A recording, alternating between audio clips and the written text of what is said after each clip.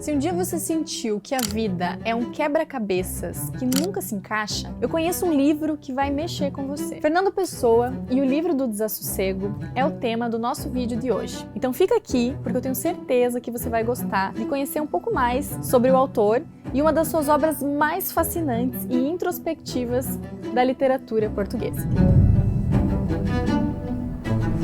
Já aproveita e já se inscreve no canal, deixa o seu like e compartilha com seus amigos. Bom, antes de adentrar no universo movediço que se constitui o livro do Desassossego, eu quero falar um pouco com vocês sobre Fernando Pessoa. Fernando Pessoa nasceu em 13 de junho de 1888 em Lisboa, Portugal. E aqui, gente, se vocês prestarem atenção, vocês vão perceber algo muito importante que não dá para passar despercebido por vocês. Fernando Pessoa era geminiano. Guarda aqui essa informação porque talvez isso justifique aí algumas escolhas literárias que ele vai fazer ao longo da vida. Então, voltando um pouco assim para infância de Fernando Pessoa, o pai dele morre quando ele era muito novo, a mãe dele se casa de novo e eles vão morar na África do Sul, quando Fernando Pessoa ainda era bem pequeno. Então, boa parte da educação dele foi em língua inglesa. Por isso até que ele vai escrever alguns textos em inglês, mas ele também escreve em francês e, claro, em português. E aí também ele vai ganhar vários prêmios. O Pessoa, ele já tinha interesse pela literatura quando ele era mais novo, né? Ele foi influenciado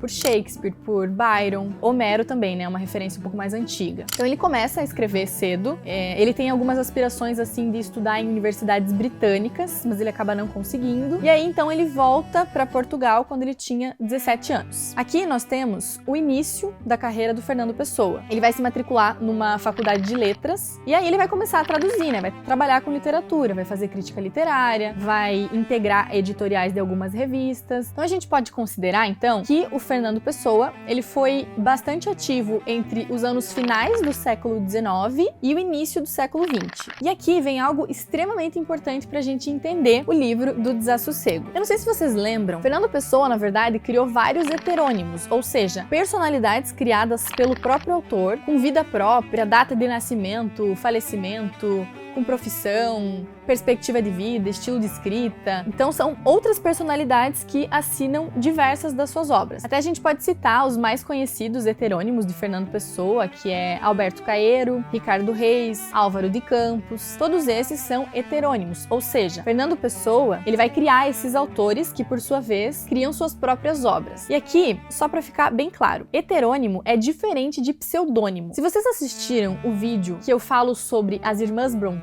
a Charlotte, a Emily e a Anne Brontë, vocês vão lembrar que elas publicaram os seus romances usando pseudônimos masculinos. Então, pseudônimo é simplesmente um nome fictício que um autor vai usar para esconder a sua identidade verdadeira. Isso pode acontecer por várias razões. Sei lá, o autor quer ter mais privacidade, quer evitar um certo preconceito, quer criar um nome mais comercial, ou ele quer categorizar e dividir as suas obras. No caso das irmãs Brontë, elas fizeram isso porque na época era muito difícil para as escritoras mulheres publicarem livros e serem devidamente reconhecidas. Então por isso que elas usaram pseudônimos masculinos. Mas pseudônimo é isso. O autor, ele permanece o mesmo. Em termos de estilo, você consegue identificar que é ele, só que é com outro nome. O heterônimo, por outro lado, é um pouco mais complexo. Não é apenas um nome falso, mas é uma personalidade completamente distinta do autor. Essa personalidade aí vai ter uma biografia própria, um estilo de escrita próprio, uma visão de mundo própria. E o Fernando Pessoa é um exemplo clássico disso, né? Quando ele cria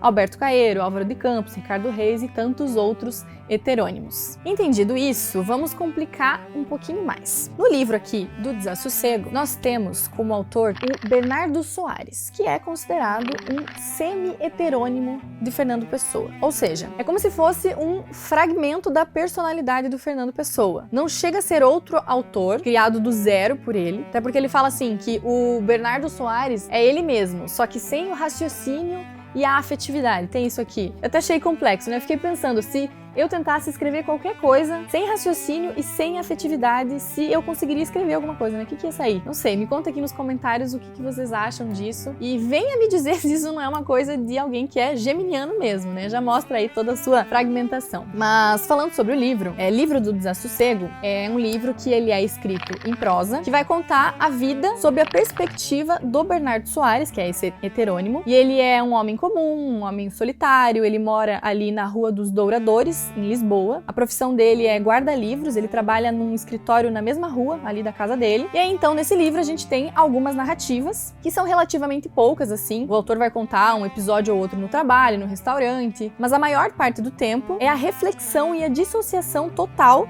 desse personagem aqui, do autor, no caso, Bernardo Soares. Uma coisa assim, até meio sem nexo, sabe? Mas no final tudo faz sentido. Por isso que ele diz aqui no início, que tem uma frase linda, que eu adoro, que isso aqui é tipo uma autobiografia sem fatos. Ele fala assim: nestas impressões sem nexo, nem desejo de nexo, narro indiferentemente a minha autobiografia sem fatos, a minha história sem vida.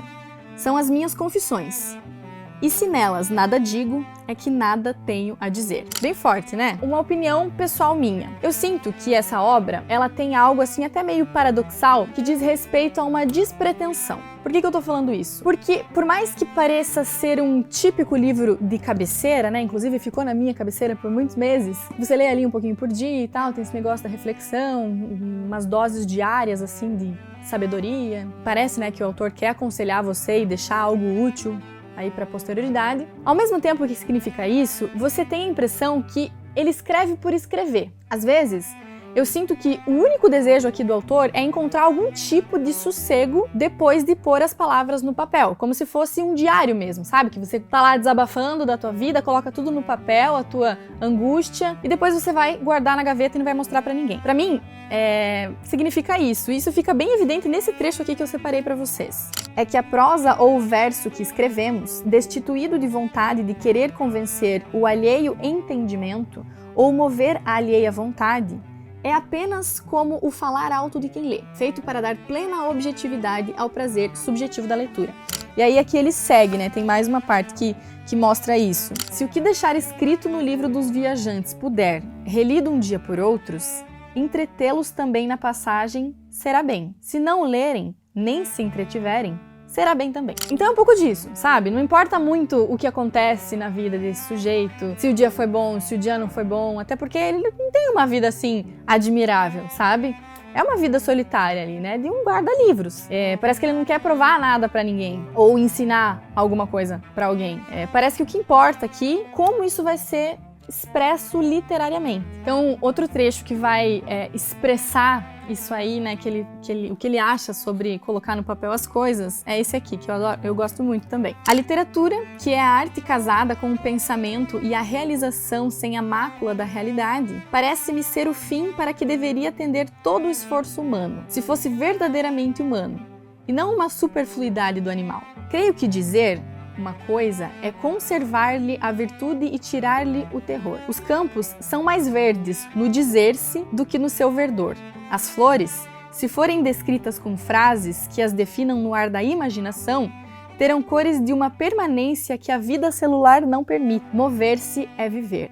Dizer-se é sobreviver. Nossa, eu gosto muito aqui desse trecho, assim, tá todo rabiscado. Então, é um livro que, assim, apesar dele ter aí esse tom de sabedoria, né, filosofia, numa pegada aí de diário e descrição do cotidiano, não tem algo de tão esperançoso, sabe? É uma coisa bem melancólica mesmo. Eu tenho certeza que se o Bernardo Soares existisse hoje, ele seria aquela pessoa que ficaria lá filosofando no Twitter. A edição feita pelo Clube de Literatura Clássica tá muito bonita, né? Como vocês podem ver. Essa capa aqui, ela foi finalista no Prêmio Jabuti em 2022. Então, realmente é uma capa bem especial, né? Vejam aqui esses azulejos que remetem a Portugal e compõem a figura do Fernando Pessoa. Até dá a entender aí esse negócio da fragmentação, né? Que a gente falou antes, dos heterônimos e tudo mais. Então, dentro também tem alguns detalhes que eu gosto muito, assim, dessa edição, que são os manuscritos que o ilustrador, né, do projeto gráfico foi colocando, assim, tem uns detalhes especiais, assim, que foram me chamando a atenção. Vou mostrar aqui pra vocês. Tem mais esse aqui. Olha só que legal. Muito bonito, né? Realmente é o diferencial dessa edição. E junto com o livro principal vem um outro livro, que apesar de ser pequenininho, é uma outra obra-prima do Fernando Pessoa, que é o livro Mensagem. Esse livro aqui é sobre a história de Portugal. A gente tem uma organização aqui dos poemas, feita pelo próprio Fernando Pessoa. Então tem 3 seções: Brasão, Mar Português e O Encoberto. Tudo de uma forma aí pensada que vai contar a história de Portugal. Então, tipo, uma exaltação assim ao país, ao passado do país e uma perspectiva que ele tem do futuro. Aqui tem aquele poema dele bem famoso chamado Mar Português, que eu vou ler aqui só pra gente finalizar esse vídeo em grande estilo. Tenho certeza que vocês já ouviram falar numa frase que tem aqui nesse poema. Mar Português. Ó mar salgado,